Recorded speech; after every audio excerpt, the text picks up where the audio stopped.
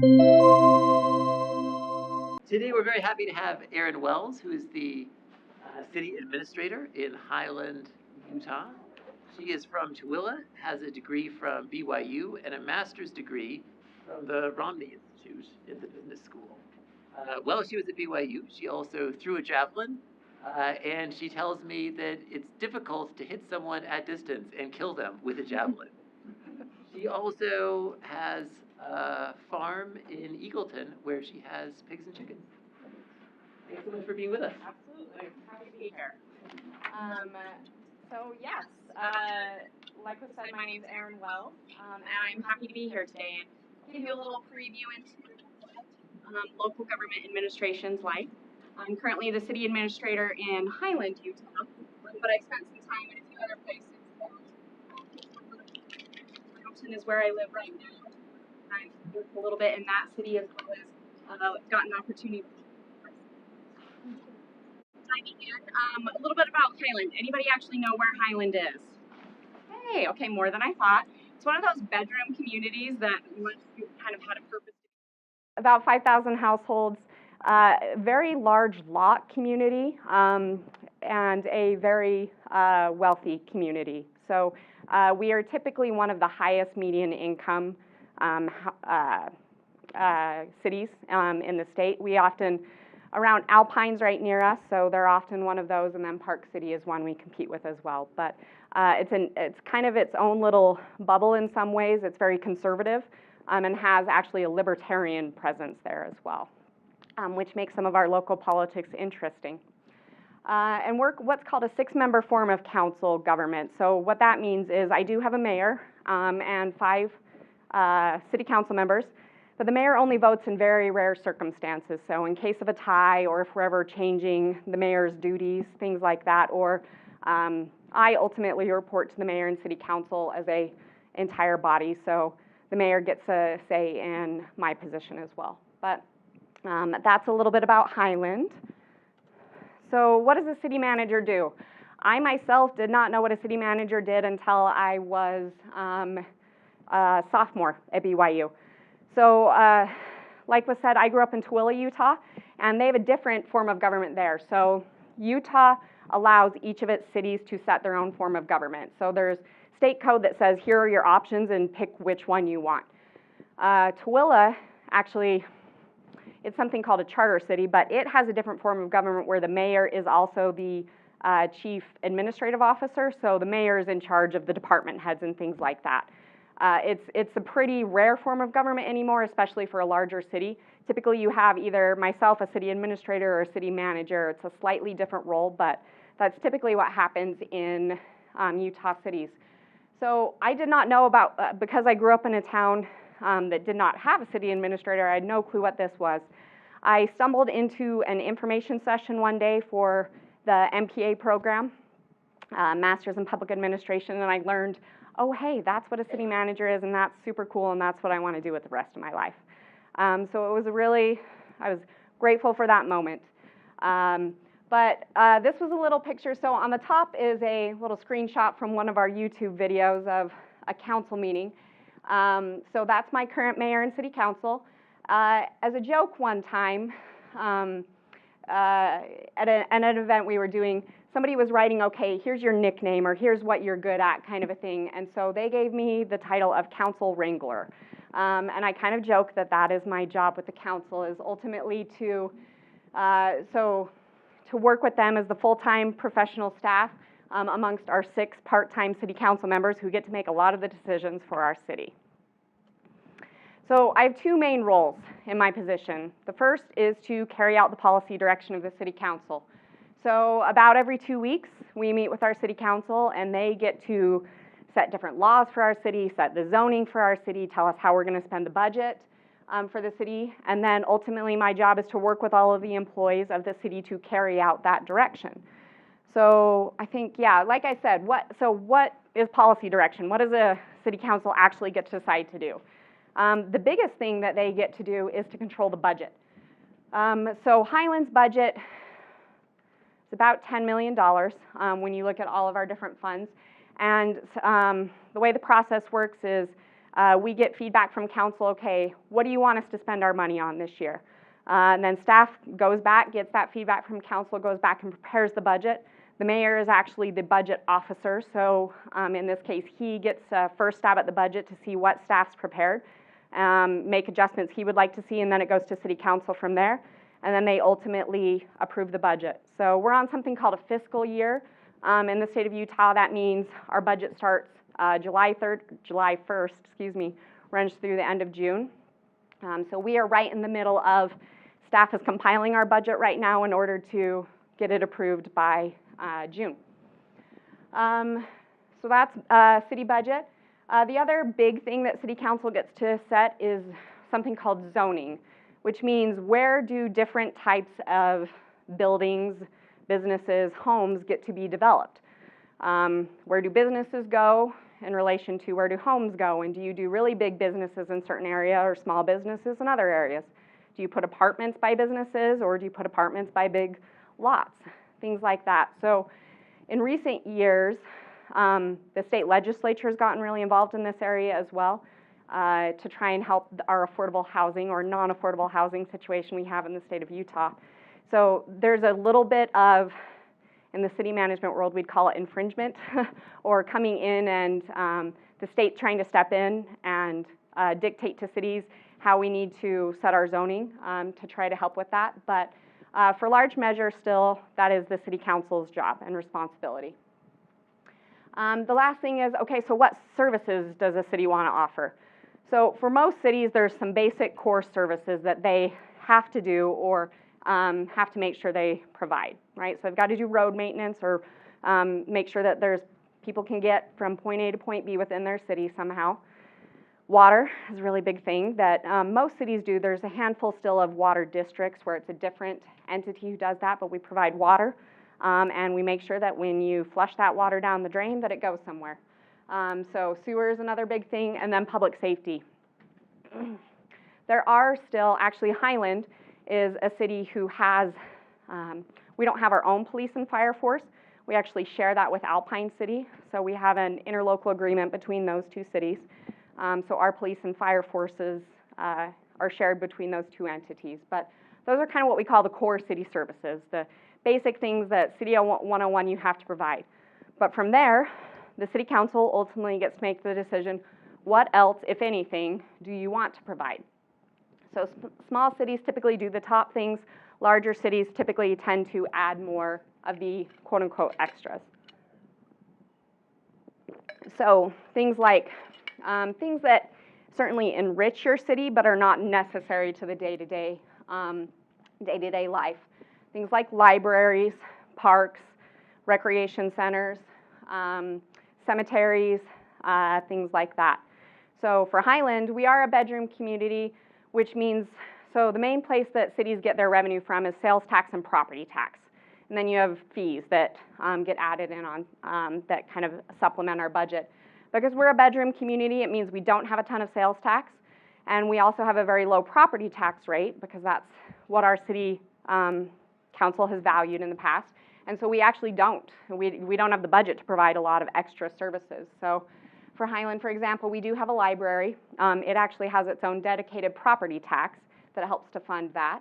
Well, actually entirely funds it. We have parks. Certainly we have a lot of parks in Highland, a lot of trails, and events, and a cemetery, but we don't have a recreation center. And like I said, we don't have our own police and fire force. We share those with Alpine City. Partially from like an economies of scale standpoint, we're pretty small cities, partially because of the cost sharings that we get between the two cities. So first part of the job, I get to work with council, so they set the policy direction, we carry it out as the city. Second part of the job is honestly all of the day-to-day operations. So they give me the big, broad picture, right, that I want to spend $3 million in the police department. But then it's my responsibility to work with the police chief and say, okay, with your $3 million, what do you get to do, right? So we carry out the day-to-day activities in the city that the city council honestly doesn't have a lot of say in or control in. We talk about administrative duties and legislative duties, and certainly at like a federal level, those are very separate, right? And a state level, they're more separate. At a city level, they're very mixed together. But there are certainly a lot of things that the city council just doesn't get involved in. A lot of the reason is because they are part-time. They're there to set the policy decisions, and then we're there to carry everything out. So cities are in charge of inspecting homes, right, and businesses and development, that way to make sure things are being built properly. Like I said, supplying water. So they'll say, yes, you know, you need to supply water, but how we work with all of those water providers and water sources and things is really a staff level initiative. Road projects, we all love road closed signs and road at work signs, but they are one of the necessary things of life. How we set our different policies in the cemetery. Up top's a really awesome park we built recently that just got opened up, and library, the day-to-day operations of the library, the policies, things like that. So there's a lot of day-to-day stuff that the city council ultimately gets involved in that I work with the different department directors to make sure the city functions. Yeah. Let's see. Day in the life. So what is a city manager's day like? My first priority ultimately is managing council relationships. Cities, how they're able to function is largely dependent on how well they function, I should say, is largely dependent on how good of a relationship the staff have with the council.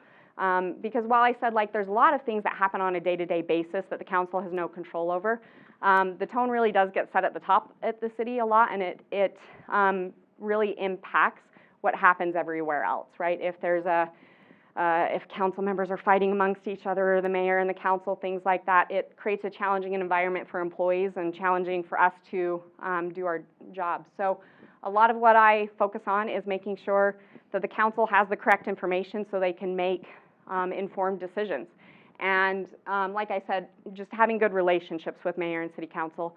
So you might have heard, like in local government, there's a lot of, well, in a lot of public employment in Utah, there's a lot of protections as far as like how you can go about losing your job or something like that. My position does not have that luxury. And so I really do have to maintain a good relationship with the mayor and city council, because at any time they could say, Erin, your services are no longer needed. But I do love what I do, and there are some protections that I have within that. The other thing is just, like I said, working with people and projects and trying to get things done. Honestly, in my position, I don't have a lot of time for project work. I mostly sit in a lot of meetings and give my department heads direction, who then can go and carry out and do things. But city planning, right? So the different developers that come in, right, and want to put things in our city. We have a lot of meetings and discussions about them, or communications. Another big thing that cities have been pushing lately is trying to build that relationship with their residents, so that a positive image with the residents, so that they understand that the city does good things, and we want to have that good relationship with our residents so that they are supportive of the actions that we take. Working with our public works department, like I said, you know, water, pressurized irrigation like your sprinkler water, sewer and roads and parks and all of those services, making sure that those happen. We have a lot of, we call them internal service teams as well. So like the legal department really works for the city as a corporation, right? Making sure that we follow the laws we need to, or our human resources department or IT department.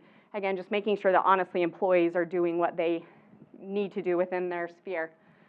And then kind of carrying out those projects. So if cities have something called municipal code, and that's what our quote-unquote city laws are, right? So we have the state code that we have to abide by, but we can get more specific with our municipal code. So if we ever want to make changes there, right, like how many dogs can somebody have, or like I said, zoning, or things like that, that's where we get into city code. How are we going to spend all of that? Well, not how are we going to spend that money, but actually the carrying out of the spending of the money, right? All of the purchasing that we do as a city. And a lot of hiring and working with employees, trying to, as the ultimate manager of the organization, I spend a lot of time with employees trying to make sure that we've got a good culture so that I keep the good employees that I have, and they do good work for our residents. And then my day gets pulled up in just whatever the latest emergency is. Right now, it's a lot of legislative session stuff. So there's a 45-day session for our state legislature, and there's often about 200 bills they pass that are pertinent to city government, that affect what we are doing somehow. So we have a lobbyist group called the League of Cities and Towns that does a lot of that work, but they rely on city managers to say, this is a good bill, this is a bad bill, and here's why. So that's taking a lot of my time right now. I apologize. Right now we're dealing with a referendum, and we'll talk a little bit more about that a little later, excuse me. And then things go wrong. We have water lines that break, we have sewer lines that back up, and while I'm not in the trenches trying to repair that, I often am communicating with council, letting them know what's going on, working with the contractors to get somebody in there to help fix it, working with the residents who that's impacted, and trying to make them ease their concerns in that way. So why do I do it, or why do I care? The top picture is a aerial view of Tooele, Utah. So as was said, that's where I'm from, and I have this love for my hometown. I loved growing up there. I got involved in like the student government in my high school. I was on the youth council, and I just have fond memories of activities there and just feeling like it was home. Some of my family still lives there, actually. So while I don't live in Highland, I want Highland residents to have that same love for their hometown, because I think that's so valuable to just want to be able to go back to that place if you can, and just grow up somewhere that you feel safe and secure and happy. And city governments play a large part in that. So I would argue that in a lot of ways, city government touches our lives the most, right? I mean, because every time you walk on a sidewalk, every time you drive on a road, every time you turn on the tap, a city government is behind that. We all get involved and get frustrated with federal politics, but honestly, local has more of a day-to-day impact on your life. Stuart L. Grow was a professor at BYU and coined the phrase, enter to learn, go forth to serve. And I know this is cheesy, but that's okay, because it's what I truly believe. I really do believe that city management, or city work in general, is a way of serving the public. And I enjoy what I do. It has difficulties to it, certainly, but I do feel like it's me making the world a better place. So if if this has got you so excited and you're interested, how does one become a city manager? So typically, I'm going to go through the typical path for you, but most folks in that field have a master's in public administration. BYU has a phenomenal program that I'll talk a little bit about, but that's typically the next step after whatever your undergrad is. There's something called a management analyst, so that basically means it's a little step above an intern, basically, in the city manager office. It just kind of does all of the day-to-day stuff that a city manager doesn't have time to get to. So a lot of project work, a lot about research, if we want to do this, how would we go about it, or what are other cities doing as far as policy. And then you usually become like a department director or an assistant city administrator, so kind of like the next level. Maybe you're leading the city recorder's office, right? Or you're the assistant city administrator, so maybe you're leading a couple of departments, something like that. And then, of course, the city administrator or city manager position. I'll use those terms interchangeably. They're slightly different in Utah, but basically the same. There is also, so within the other departments of the city, right, you've got finance and human resources and the city recorder's office and budget or public works. Sometimes individuals from there, right, maybe they started out as the city treasurer or something, they became the finance director, and then they became the city administrator from there. So that also happens in our field, certainly as they've gotten kind of a broader experience within local government. So for me personally, as was said, I did graduate from BYU, spent a lot of time in the Swicket while I was here, and got to work with Dr. Monson in the Center for the Study of Elections and Democracy. and did a lot of cool applicable stuff there and polling and things that I loved. From there, I got to do a master's in public administration at BYU, and while I was doing that, I interned with Highland City actually while I was there. So spent a couple years there, and then my first job straight out of grad school was with the Lehigh City. So I was an analyst and I did the special events. So if you think about like the summer celebration of whatever city you're from, so I was in charge of that, and then did whatever other project came my way. So I specifically worked with the fire department and the justice court and parks to do a lot of fun things with them. Excuse me. So from there, I went back to Highland City and jokingly became the Dwight Schrute. So I was the assistant to the city administrator there. So kind of like essentially a step below assistant city administrator. And then I was promoted to the assistant city administrator. I got to white out the 2 part on my business card. And then my boss chose to move on, and I was promoted to the city administrator position. So I've been there for 9 years continually. Other things that I've done that have helped me progress in my career. So there's a state organization called the Utah City Managers Association. So it's like our state professional organization. I've been on the board of that. Like I said, I got to work with Eagle Mountain City. So you've got city council, and then you've got something called a planning commission, which anytime you're doing something with land use, so like the zoning stuff or a new business, depending on what's going on, a new business wants to come in a certain area or new residential development, it goes to the planning commission first, then city council. So because I live out there, I got to be on the planning commission there for a little bit. And then there's this organization called the Utah Women Leading Government group that I've been a part of. One thing that is unique, when you look across the country, there's not a lot of females, unfortunately, who are in the city management profession. Last statistic I heard was around 20% of the CAO positions were held by females. In Utah, it's worse. There's about 5, and most of those are pretty small cities where females are there. So one thing that I really try to do is encourage women who would like to be part of this profession to be so, because I think it can be a great profession, and we need more women in it. I told you I wanted to talk a little bit about the Masters in Public Administration program. Like I said, I didn't know what this was. When I came to BYU, I knew I liked politics and government and that kind of thing, so started down the poli-sci path thinking I was going to go to law school, because I think that's what I thought you had to do after poli-sci. And I worked in a law firm one summer in between my freshman and sophomore year, and I hated it. I realized that it was not what I wanted to do with the rest of my life. And maybe if it was a different type of law, I'd be more interested, but it wasn't appealing to me. And so I came back, and I knew I liked poli-sci, but didn't really see myself going to DC or anything, and didn't know what I wanted to do with myself. So like I said, really by chance, I went to an information session for the MPA program, and I loved it. I kind of found my people. MPA people, a lot of people end up going in the nonprofit world.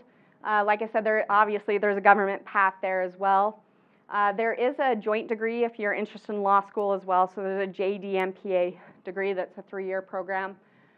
Some people end up in the finance realm, usually specifically with governments, and some of my classmates did healthcare administration or went on to get their PhDs ultimately. So some of the classes you get to take, it is in the business school, which means that there are a lot of business-y type classes. I felt like it was a good mix for me of applicable hands-on skills as well as kind of that government policy type of a conversation. So a lot of working with people, a lot of communicating, right? But then a lot of hard skills, budgeting and statistics and finance and things like that you need to know to be able to run an organization ultimately, or be effective there. And then there's also, legal class you get to take in ethics, and a good variety that I really, really enjoyed. So now I just kind of wanted to give you some general career advice. Forgive me, I'm really not, I don't do design. So long ago I took a communications class, but that was long ago, and I don't do that on my day-to-day anymore. So how I've been able to progress in my career. Ultimately, especially in the government world, there's always too much to do and not enough time to do it.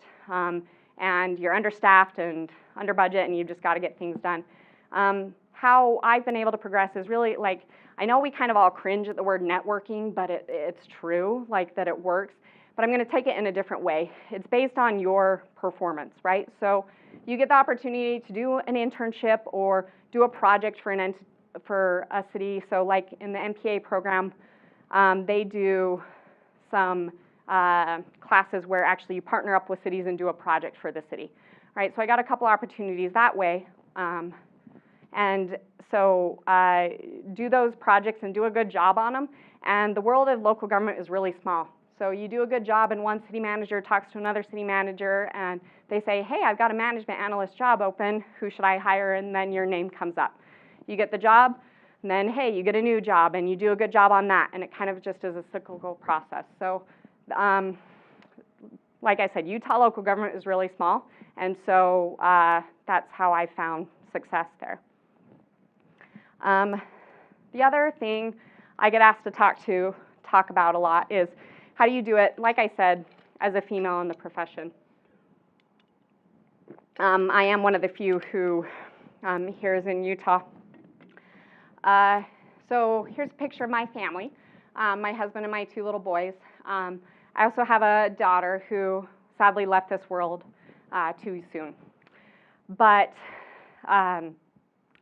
how do you balance it all? For me, it takes a lot of prioritization of my life and understanding that I have limits and there's only so much I can do. I've been told that the city management job, while I don't understand this, is like the job of a bishop, and it will take as much as you give it. It will take as much time as you can give it, meaning that my to-do list is ever going and it's never all going to be done. So I spend a lot of time at work, and I could spend more time, but I have to choose to not, have to choose to go home to my family.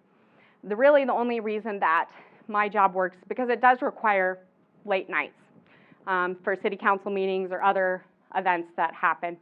The reason I'm able to do it is I have an extremely supportive spouse who a couple days a week plays single dad because I'm not going to be home because I've got to be at the city for various things, and understands that I've got a demanding job and supports me in that job. I think it's also helping other people understand your limitations and what you can give. I've been fortunate to have some really great bishops who give me callings that are within my capacity to do, right? Don't give me activity days because I can't be home at 5 o'clock to do activities with kids, things like that. Then, of course, you've got to absolutely have God in your life to be able to provide that strength and that guidance that you need, because the job is hard sometimes, life is hard, right? Whether it's family or work or things like that. But finding that strength and that calming and that grounding that I'm able to find within my belief with the church. So with that, actually, I've got one fun story we'll share with you if I have time about something fun that's going on in Highland, but I wanted to pause for a minute and see if you guys had any questions for me or anything you wanted to talk about. Go ahead. With the aging market in Highland, what are the main building contracting companies, since to do that or that are popular to work with? Wait, say that again. What are the main building companies that build starter homes or the other initiatives funded by the legislature? So there's a joke that in Highland a starter home is $700,000. There's not really exists a starter home. We have a lot of custom homes in Highland. So Hillwood Homes is a big builder we're working with right now. Millhaven is another builder, but Our default zoning is something, it's 3/4 of an acre lot, so it's large. Even that being said, we've had some townhomes that are right next to City Hall that are on 5,000 square feet, and those are going for 700,000. So Highland is a very high-end market, and a lot of that cities can't control. So when a builder comes in, right, and they want to build a home, they do pay something called impact fees to the city. So that is essentially the impact that home is going to have for the perpetuity, right? We calculate, sewer and water and public safety and things like that. But that portion is about 10 to 15% of the total home cost. Everything else is labor and materials, which those have just gone insane during the COVID years. So the state, honestly, it's kind of a fight between cities and the state. They say that cities are the problem. We say it's not us, it's the builders, and they're building huge homes and everything else. But zoning certainly does play an impact, but still, when you're building tiny little things and they're still going for 700,000, I don't know. It's hard, honestly. So you talked a little bit about taxes and some of the things that are changed because it's a higher median income city than a lot of, but do you feel like there's other big problems that are like a big contrast from, say, an administrator who would be over at an average median income, like a lower, below average median income city? Does that make sense? Yeah, absolutely. Like day to day, how that would be different. We definitely have different problems, right? So my library director often talks about it. So she came from Provo, and at Provo, they dealt with a lot of people who were experiencing homelessness, right? And that's a very different world, right? And they would have a lot of services to be able to help people who needed some financial assistance. In Highland, we don't have that problem. I think, we've had a couple of individuals hang around throughout the years who I think are experiencing homelessness, but it's a very different world that way. So, people don't come to us and ask for basic services like that, or our police calls are very different, for example, right? While we still have our share of domestic violence type things, there's not a lot of aggravated assaults, things like that, and but one interesting phenomenon we see was a few years ago, and it's getting better. That area seems to have a lot of, especially the teenagers, had a lot of need for help with just emotional well-being. We had a high number of suicides at Lone Peak High School, interestingly, and I think it's a very high-pressure school. A lot of kids, take AP classes, win state, be the best in everything, kind of a thing. So that's an interesting demographic. I'd say another thing is the level of expectation, level of service is very high in that kind of a community, right? Because these are the people who are paying to have their lawns cared for, right? And their houses cleaned and things like that. And so when they see our park has weeds in it, they think that's unacceptable because they wouldn't allow that at their home, right? But in contrast with the acres and acres and acres of grass we have, it's hard to maintain that still level of service. So we haven't, you see this in a lot of cities, but we have a dynamic where you've got older Highland, which was more agriculture, right? And our modest, nice homes, right, that were built in the 70s, 80s, 90s. And then ever since the 2000s, you have these not even McMansions, mansions that are being built in Highland. And so you kind of have that contrast of people in the city that we try to make both sides happy as much as you can. I would enjoy hearing you talk about what your impressions are of how citizens in Highland can be effective or ineffective in their attempts to influence city government. Yeah. So I enjoyed working in Lehigh, but I like working in Highland because it's a small town and because it still feels connected to me, right? People know the mayor, they go to church with him, they see him at the grocery store, kind of a thing. So the way that I see residents being most effective is getting involved early, right? So I know city council meetings, they're long, right? And there's a lot that goes on, but if you can, there's a lot of ways cities try to communicate in an easy way what's going on. So if you can figure that out and go talk to your elected official early about something you want to see changed, that's really when they make a change. We have something that are called public hearings, right? So depending on what we're doing in the city, the state requires us to do a public hearing. So that's when people come up to the microphone and talk at a city council meeting. Honestly, when it gets to a city council meeting, the decision's probably, if it's not made, it's pretty dang close to being made at that point. So you're too late at that point. You've got to get involved early before it gets to a city council meeting to really be heard. It's really important. Timing and personal contact. We get a lot of form emails, right, that seem to be like one group that sends the same thing. And in my experience, based on city council feedback, they don't listen to those. They like the phone calls, they like in-person visits, and they like you to do it early rather than the night before the meeting or the day of the meeting kind of a thing. Yeah. So you mentioned like police and fire, sheriff, and Alpine. Yeah. How does that work as far as budget goes and working with their? It's really interesting. There are some pros and cons, right? Because it's less expensive for us right now, right? Because we're sharing some of those administrative services. But the way the budget works is there's a formula based on population and then also like the business number essentially, because for fire service, the more businesses you have, the more liability your city has ultimately. And the size of homes actually also plays into that. So there's a formula that basically we dump in some numbers to and it spits out, okay, here's what you owe, Alpine and Highland every year. We are about double the size of Alpine, but because of even though we don't have very much commercial, we have a lot more than Alpine, we end up paying about 2/3 of the budget. So there's a board that's made up of city officials, city council members from Alpine and Highland that meet together and they set the budget, but then it has to be approved at the city council level as well.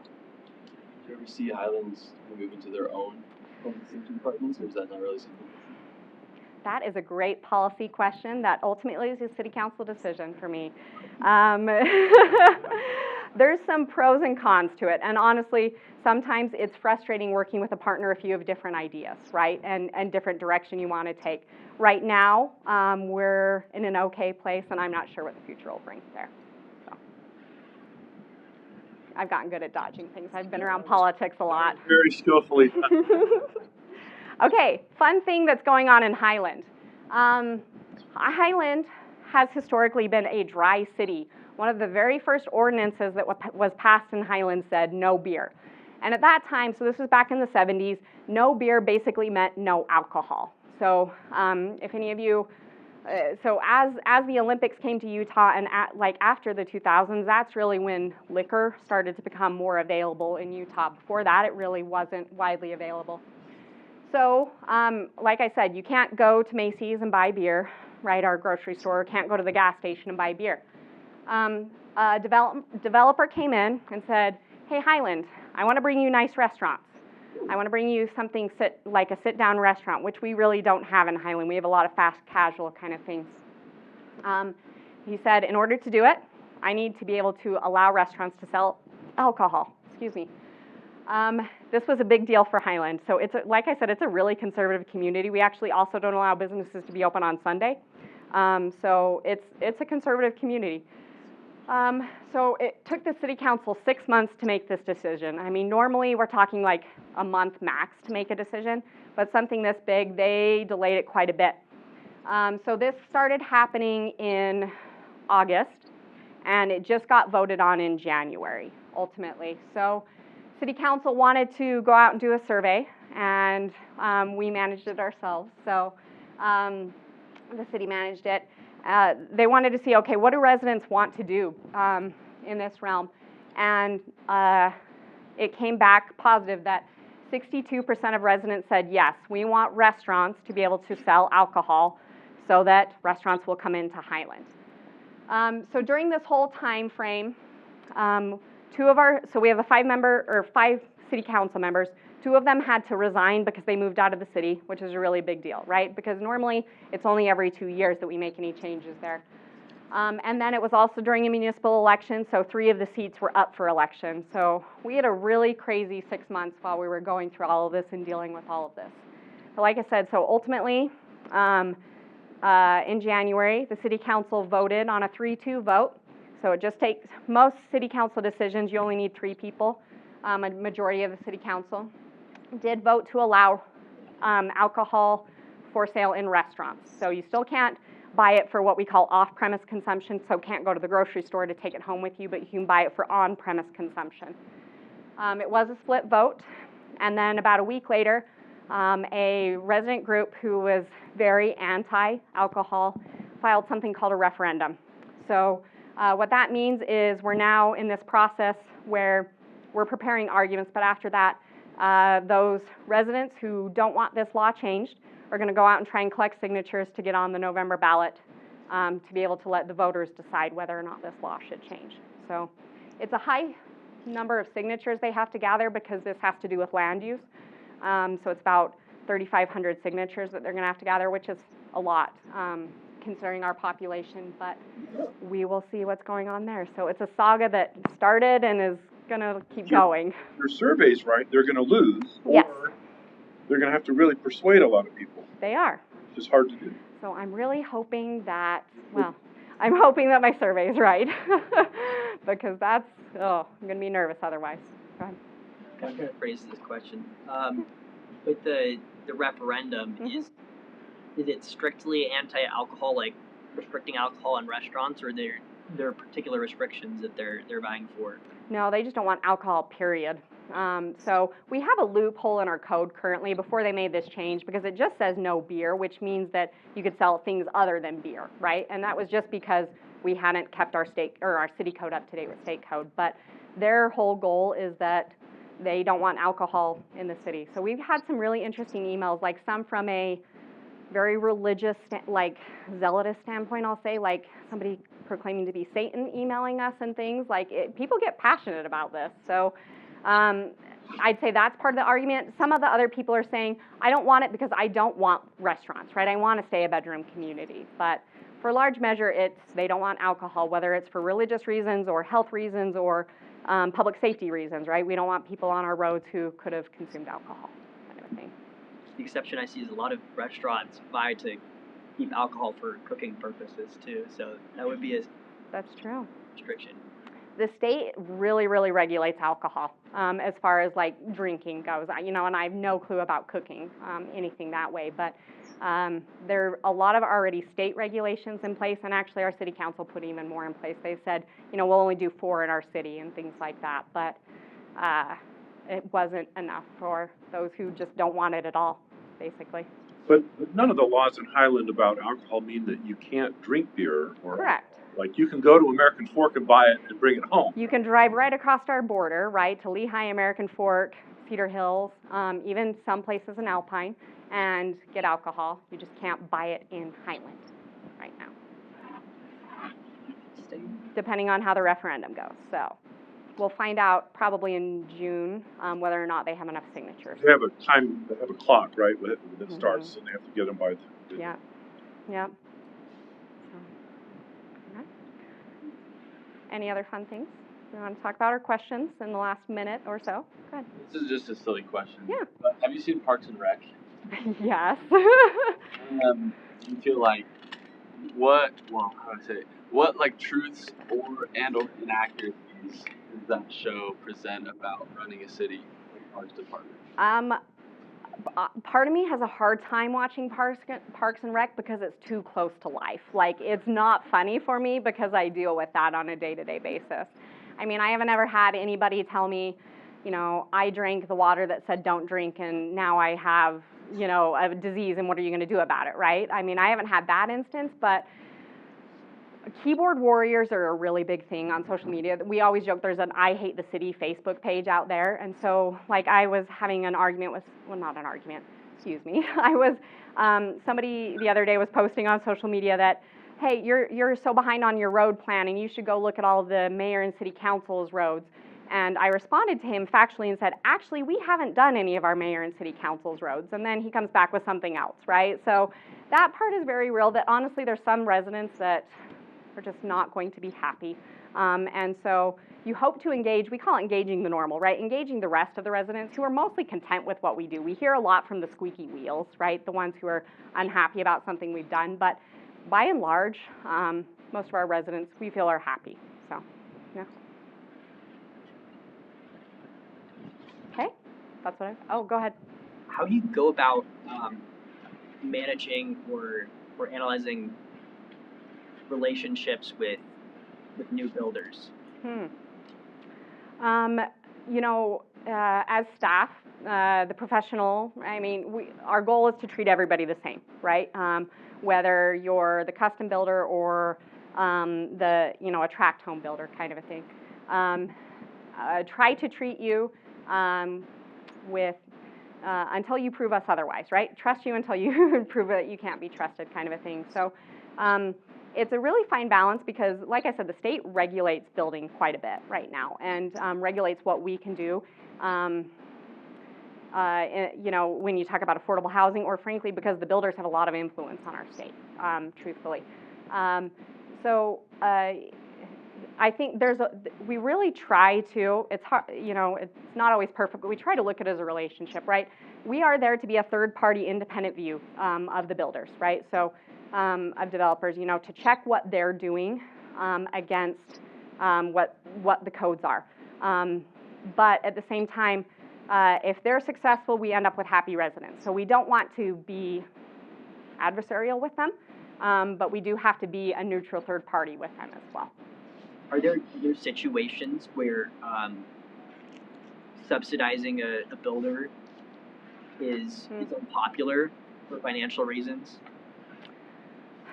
Like the city finds a builder to be cost effective, and citizens are less pleased because you say that citizens have particular tastes in building preferences or lawn care, etc. Yeah. So sorry, say your question again, make sure I understand it. Are there situations where you, as a city, your budget would spend less on particular builders, but citizens don't agree with subsidizing those cheaper services? Yeah, I mean, I'd say honestly, I don't think Highland is unique in the fact that a lot of people in Utah will say, well, I don't want multifamily because they have a lot of notions about what that means ultimately, right? What type of people are going to live there. And so they often want to fight back about that.